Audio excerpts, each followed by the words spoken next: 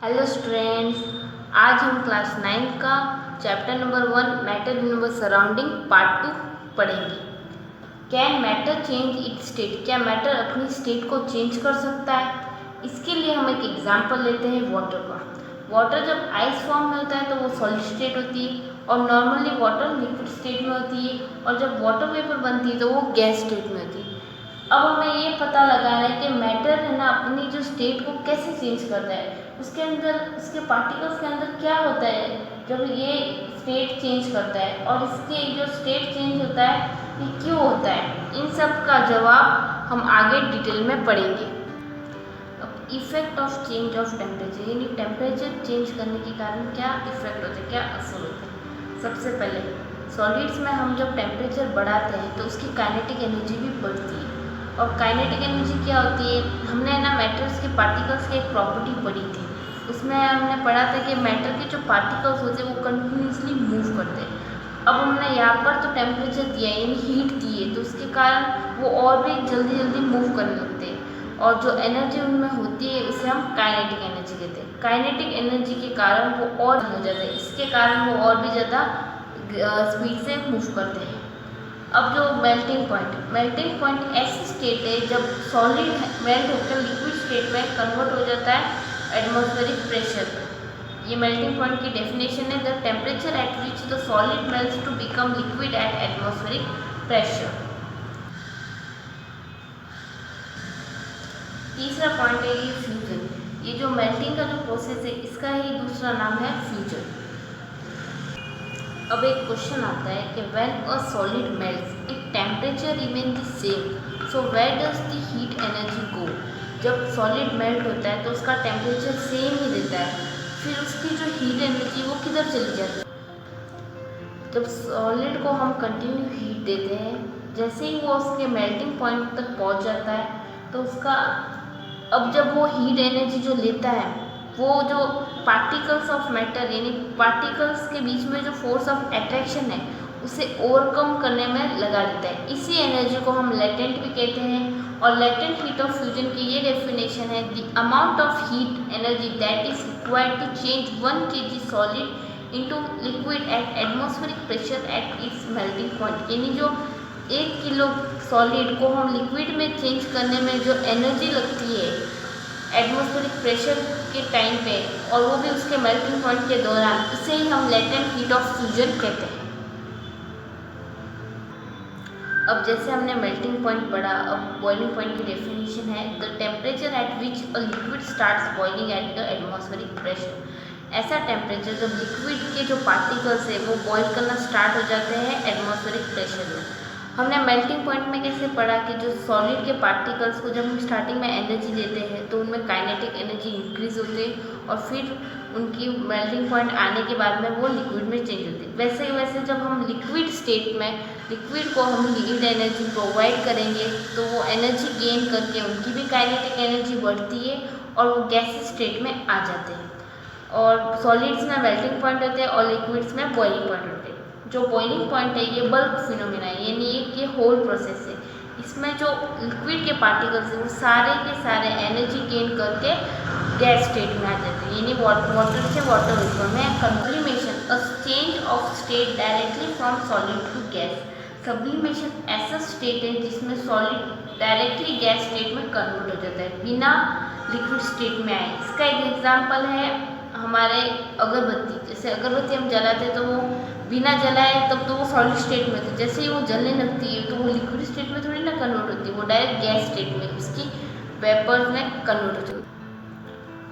Effect of change of pressure. क्या होगा जब हम है ना प्रेशर को चेंज करेंगे तो उसका क्या इफेक्ट होगा? देखो, प्रेशर क्या होगा अगर हम है ना सॉलिड लिक्विड या गैसेस के ऊपर प्रेशर डालें, उससे कंप्रेस करें, क्या उसके स्टेट में चेंज हो सकता है? अगर हम गैसेस को कंप्रेस कर रहे हैं, उस पर प्रेशर डाल के अगर हम किसी भी कंटेनर में डालेंगे तो क्या उसकी स्टेट चेंज होगी? क्या प्रेशर को कम ज़्यादा यानी इंक्रीज या डिक्रीज करने से जो स्टेट्स होती है मैटर की वो चेंज हो सकती है? हाँ, हो सकती है। देखो, जो सॉलिड के जो पार्टिकल्स होते हैं उनके बीच में स्पेस कम होता है, लिक्विड के पार्टिकल्स में स्पेस ज़्यादा होता है सॉलिड के कंपैरिजन में, और गैसेस के पार्टिकल्स में तो बहुत सारा स्पेस होता है। अगर गैस के पार्टिकल के ऊपर हम प्रेशर डालें और उसे कंप्रेस करें तो लिक्विड की स्टेट में आ सकते हैं। इसलिए हम हमारे जो घरों में यूज़ होने वाले एलपीजी वो गैसेस को लिक्विफाई करके ही बनाया जाता है। उसमें क्या करते हैं, जो प्रेशर को अप्लाई करते हैं और टेम्परेचर को डिक्रीज करते हैं। इसका एक और एग्जांपल है कि जैसे हमने सुना है CO2 को हम ड्राई आइस भी बोलते हैं, लेकिन क्यों? जब हम सॉलिड CO2 को के प्रेशर को 1 एटमॉस्फेयर तक डिक्रीज कर दें तो वो डायरेक्ट सॉलिड से गैस में आ जाता है, यानी गैसेस CO2। इसलिए हम CO2 को ड्राई आइस भी कहते हैं। अब क्या हमेशा हमें मैटर की जो स्टेट को चेंज करने के लिए हीट और प्रेशर और टेम्परेचर की ज़रूरत होती है? इसके अलावा कुछ और नहीं हो सकता जिसके कारण हमें हीट और प्रेशर की ज़रूरत ना लेनी पड़े और हमारा जो मैटर का जो स्टेट है वो भी चेंज होता है। हमारे डेली लाइफ में बहुत सारी एक्टिविटीज़ होती है जिसमें इसके अलावा एक और फिनोमिना होता है जिसका यूज़ होता है। वो फिनोमिना है इवॉपरेशन। फॉर एग्जाम्पल, हमारे जो तालाब नदी के जो पानी है वो गर्मियों में क्यों सूख जाते हैं, या हम हमारे जो गीले कपड़े हैं उसे क्यों सुखाते हैं बाहर? क्यों? क्योंकि उसमें इवॉपरेशन है। इवॉपरेशन इस प्रोसेस में क्या होता है, जो लिक्विड होती है ना, लिक्विड के जो पार्टिकल्स होते हैं जो सरफेस पे होते हैं उनके अंदर ज़्यादा काइनेटिक एनर्जी होती है, ताकि वो दूसरे पार्टिकल्स के बीच में जो फोर्स ऑफ अपने और दूसरे पार्टिकल के बीच में जो फोर्स ऑफ अट्रैक्शन है उसे तोड़ दे और उस सरफेस से चले जाए, जब उन्हें थोड़ी बहुत हीट एनर्जी मिल जाए और वो वेपर में कन्वर्ट हो जाए। Evaporation, the process of change of liquid into vapours at any temperature below its boiling temperature, यानी एक ऐसा फिनोमेना जिसमें लिक्विड वेपर्स में कन्वर्ट हो जाता है, वो भी अपने बॉइलिंग पॉइंट से के टेम्परेचर से भी कम है। इस प्रोसेस को हम इवॉपरेशन कहते हैं। फैक्टर अफेक्टिंग इवॉपरेशन, यानी फैक्टर जो हमारे इवॉपरेशन को अफेक्ट करता है, असर करता है। ये इनमें से चार फैक्टर्स हैं। फर्स्ट है an increase surface area and increase temperature and decrease in humidity and increase in wind speed. पहला है इंक्रीजिंग सरफेस एरिया, यानी हम सरफेस एरिया को बढ़ाएं। हमें ये पता है कि इवॉपरेशन एक सरफेस फिनोमिना है, यानी जितना ज़्यादा सरफेस एरिया होगा उतना जल्दी इवॉपरेशन होगा। इसलिए तो हम हमारे कपड़े जब धूप में सुखाते हैं तो उसे सारे कपड़े एक जगह सुखाने के बजाय हम दूर दूर स्प्रेड करके सुखाते हैं ताकि हमारे कपड़े जल्दी सूखे।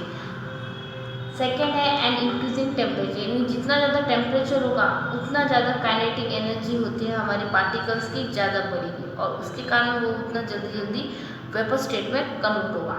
थर्ड है अ डिक्रीजिंग ह्यूमिडिटी। ह्यूमिडिटी का मतलब हमारे जो एयर में जो वाटर वेपर होती है उसका अमाउंट, उसकी क्वांटिटी। अगर हमारे एयर में पहले से वाटर वेपर होंगे तो हमारा जो इवॉपरेशन होगा वो बहुत ही स्लो होगा, क्योंकि पहले से वाटर वेपर है और ये और लिक्विड वेपर्स में कन्वर्ट होकर कहाँ जाएंगे। फोर्थ है an increase in wind speed. अगर विंड की स्पीड बढ़ी हुई तो इसलिए तो हमारे जो ज़्यादा हवा होती है तब हमारे कपड़े और भी जल्दी सूख जाते हैं, क्योंकि जो विंड है वो हमारे वेपर्स जो होते हैं एयर में उसे दूर ले जाती है और उसके कारण हमारे सराउंडिंग में जो वाटर वेपर होती है वो नहीं होती है और इसके कारण इवॉपरेशन जल्दी हो जाता है। इवॉपरेशन कॉज कूलिंग, इवॉपरेशन के कारण कूलिंग क्यों होती है? इसके बहुत सारे एग्जाम्पल, उनमें से एक एग्जाम्पल है हम समर्स में कॉटन क्लोथ्स क्यों पहनते हैं, क्योंकि समर्स में हमें स्वेटिंग यानी पसीना बहुत ज़्यादा होता है और हमें इवॉपरेशन फिनोमिना में पता है कि जो लिक्विड के जो पार्टिकल जो सरफेस पे होते हैं वो अपने सराउंडिंग से एनर्जी ले लेते हैं और वेपर्स में कन्वर्ट होकर इवॉपरेट हो जाते हैं।